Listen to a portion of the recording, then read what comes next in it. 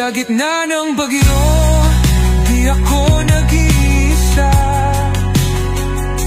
pagkat ikaw, Jesus, ang aking pag-asa. Ngunit sa gitna ng unos at pagsubok, ikaw ang kalungan, ikaw ang tugon. Sa gitna ng bagyo,